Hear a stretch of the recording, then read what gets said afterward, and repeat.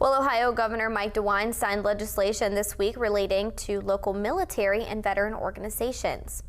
Governor DeWine signed House Bill 297, which increases the amount of funding counties can provide to military, veteran, and civic organizations for Memorial Day activities.